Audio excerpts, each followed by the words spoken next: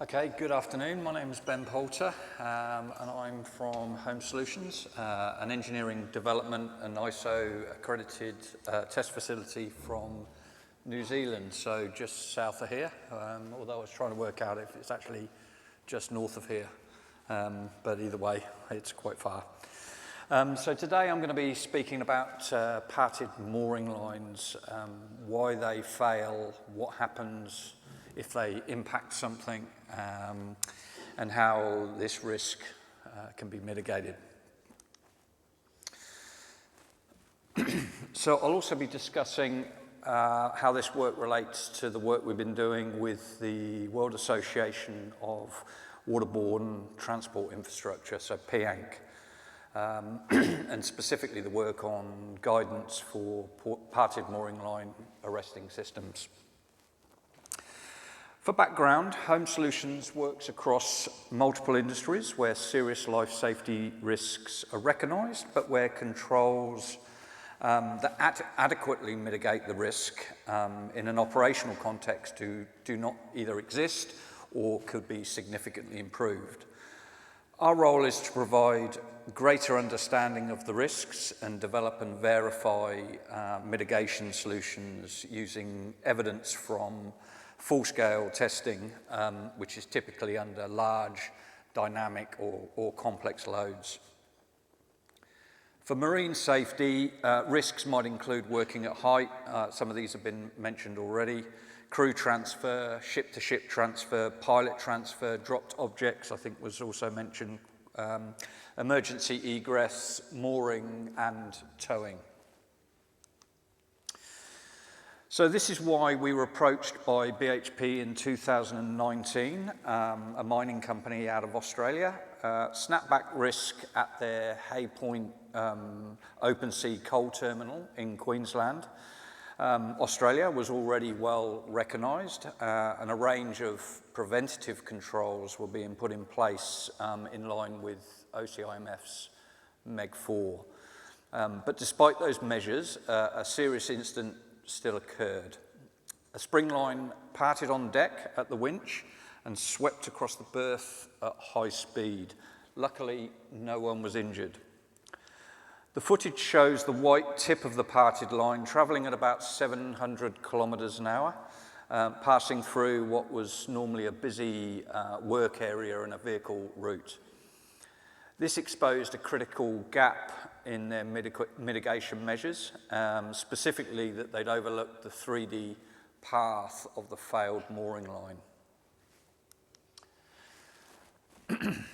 Immediately after the event, they went about designing a temporary arresting structure, which was installed to improve safety at the berth while a permanent solution was developed.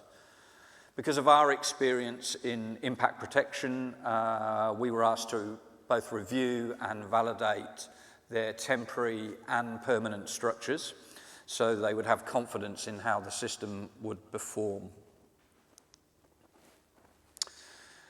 As there was no clear guidance available, the structures had been designed using conventional engineering approaches based on simplified energy and load calculations and backed up with safety factors, finite element analysis and medium scale testing. After reviewing the problem, we concluded the only reliable way to validate the design was through full-scale testing. So we went about designing a setup which replicated a spring line arrangement with a fair lead and a guillotine to trigger failure at the winch location. The temporary structure was positioned where it was in relation to the failure at BHP, and an 85-ton MBL polyethylene line was tensioned and ruptured at 50 tons. The line tip struck the fence at approximately 700 kilometres an hour, and as you can see here, the problem was actually quite a bit more severe than conventional design methods had assumed. That gap in understanding is exactly why we're doing the work that we're doing and helping develop guidance around that. So just a little bit about PANC's work here. So we're currently on a working group 251, which is developing technical recommendations for parted mooring line arrested systems. Some of this is going to be relevant to tow lines as well, or generally just lines under tension. Our hope is that the work will give the industry a clearer pathway for understanding parted mooring lines, a more structured framework for designing, validating, and implementing critical risk controls. This is the only way to ensure practical, fit-for-purpose solutions.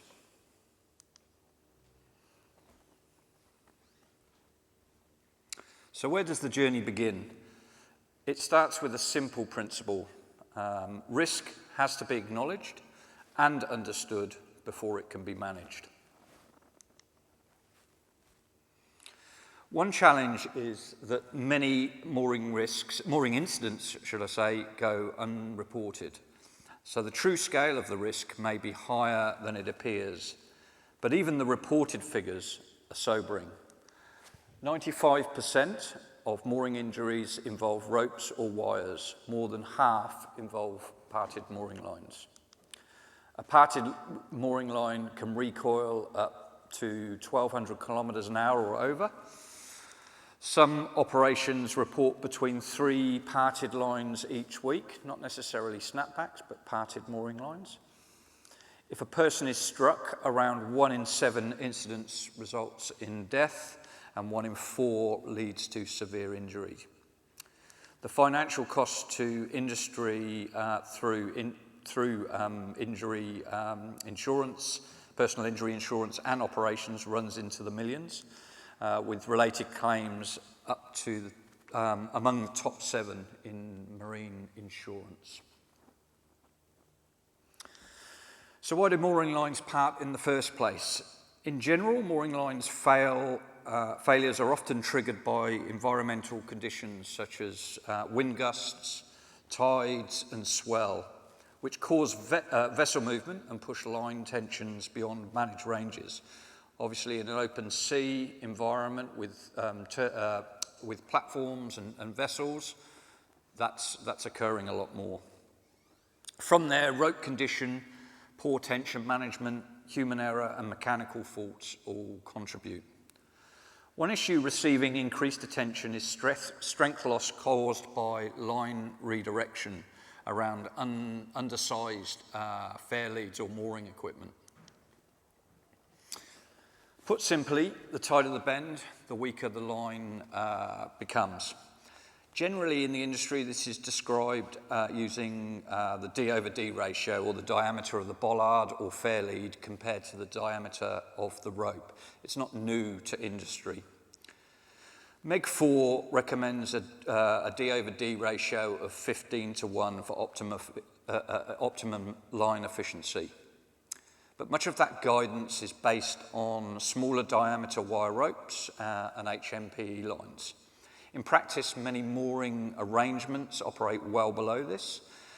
This is especially true with larger synthetic fibre lines that pass around smaller fair leads and are redirected through tight angles, such as breast lines. For example, a 350 mil diameter fair lead and a 70 mil rope gives a D/D ratio of 5:1. Using standard D/D charts, it suggests that the line may retain about 75% of its strength. However, the reality is much worse.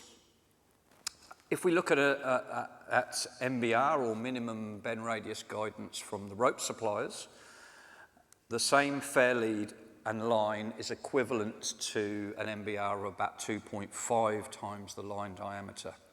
Importantly, at that level, the line strength might drop to around 50% of its line design brake force.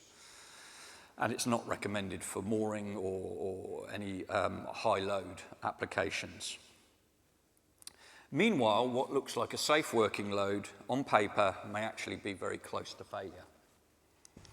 In this video, we see an 85-ton line failing at about 42 tons. And this is a brand new line. Add in wear, damage, poor fair lead surface condition, and this can reduce the strength even further.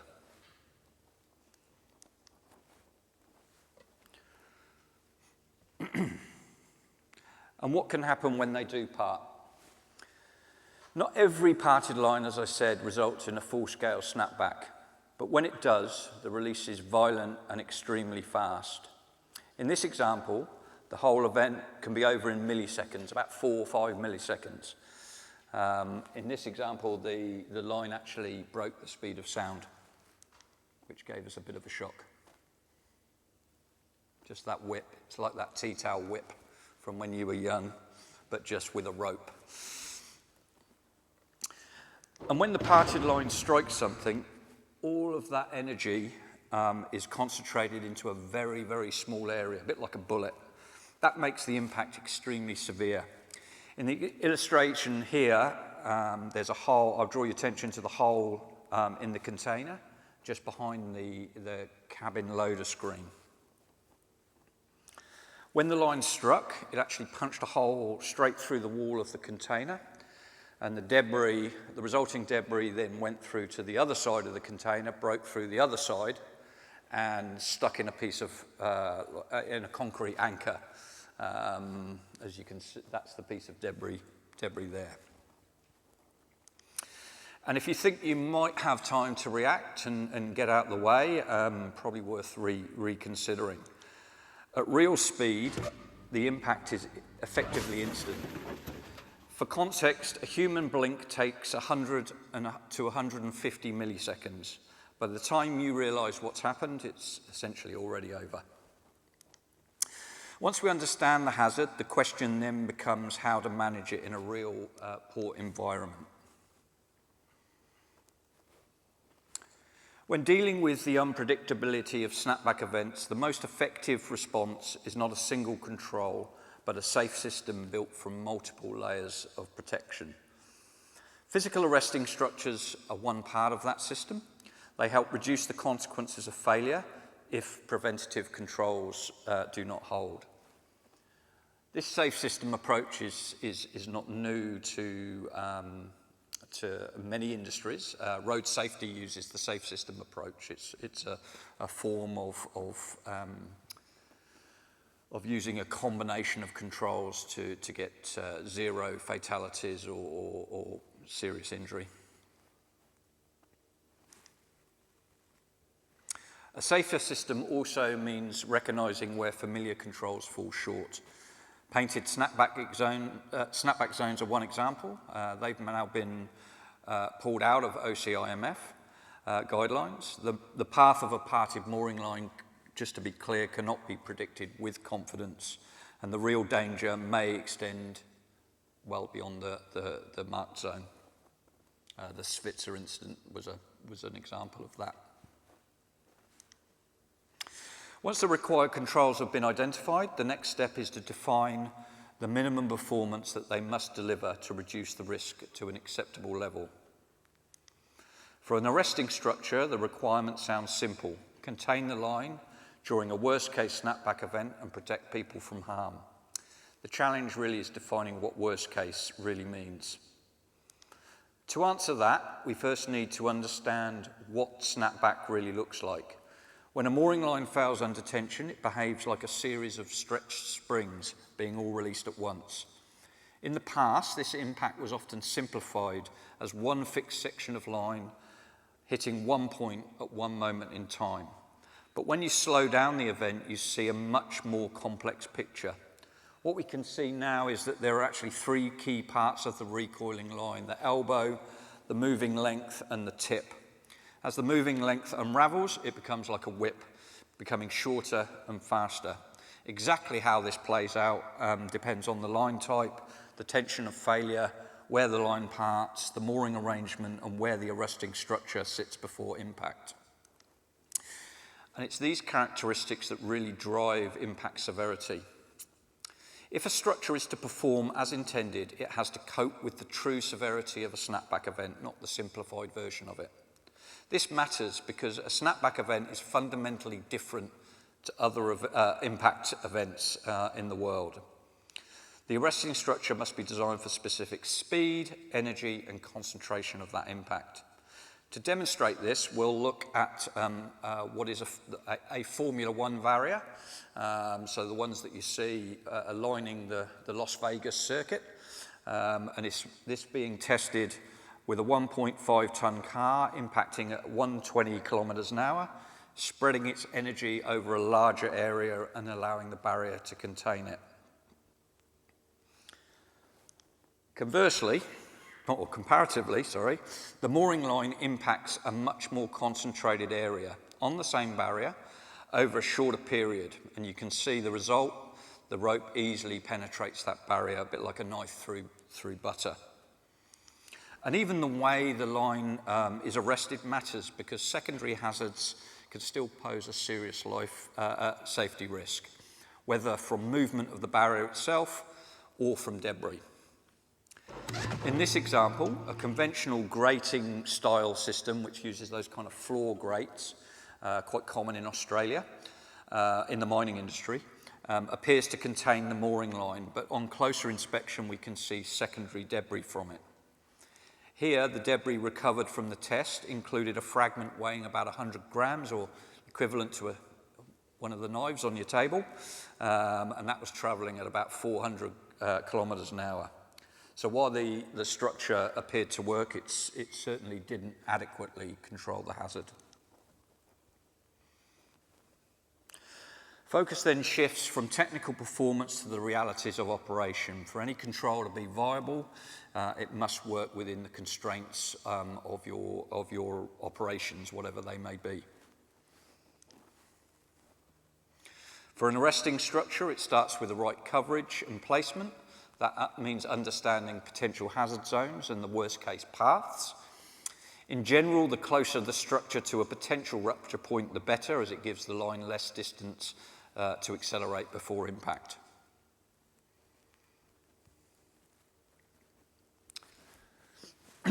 But in practice, that can put the structure right in the middle of live operations. This means access for installation and maintenance, mooring activities, equipment movement, visibility, all of these things need to be considered.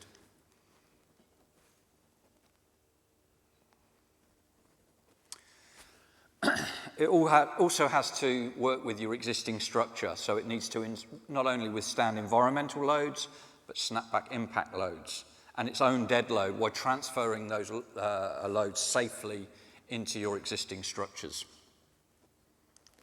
And it must all do this in those harsh marine environments that we're used to, where wind, swell, corrosion, durability all matter. So once we now understand the operational constraints, we need to show that the design is compliant and reliable and fit for purpose. This is a fairly dry slide. But there are no dedicated standards for this type of structure, so we have to draw on existing standards and guidance. Things like ISO 2394 and local structural loading codes. There's also industry guidance such as MEG 4 and IMO Circular 1455 for more mooring context. All of these talk about ALAP or reducing the risk to as low as reasonably practical. And importantly, these frameworks rely on operator input to properly assess the risk and experimental and testing evidence to show that the control is fit for purpose, which is where physical testing comes in. So what does it need to show? At a minimum, it needs to show that the control can manage the hazard under worst case conditions. For an arresting structure, this means showing that it can contain or impact the mooring line away from people and equipment. But you must do this across all potential vulnerable areas of the structure, because you can't predict where it's going to go. Also, we talked about debris and hazards from unpredictable movement. These need to be validated. Connections and anchors should still be robust and not fail if they're impacted directly. And any load transfer, as I said, should not put existing structure at risk. So how is this done in a credible way? The good news is that methodologies already exist. Other industries already validate structures for large dynamic impacts, such as road safety, geohazards, and asset protection barriers.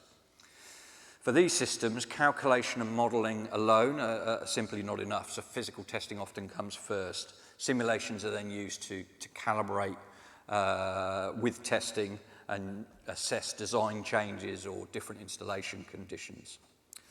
These are the ones that you see here, the snapback structures, protection structures, the GeoBrugs examples.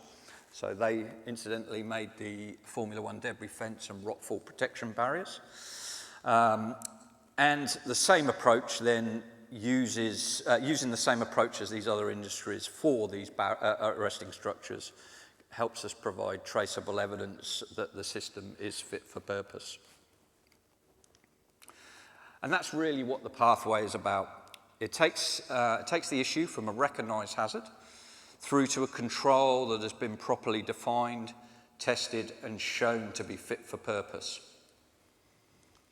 By breaking down the risk, defining what each control needs to achieve, and validating that it's fit for purpose, the industry can move from awareness to practical action. This is where groups like PANC Working Group 251 matter. It can help turn the type of thinking into practical guidance for ports, offshore energy, vessels, terminal operators, and just the wider maritime industry. The aim is simple: better understanding, more suitable controls, and safer outcomes. This, you can see in here, this was the BHP terminal, where we've got structures above and structures below for pile refurbishment. And lastly, I'd like to thank BHP Mitsubishi Alliance for their ongoing support and vision, embracing this work. I'd also like to acknowledge my colleagues at home, whose work in delivering the projects and putting together the analysis, developing technical papers, and alike have all been critical to the outcomes presented today. Thank you. Any questions?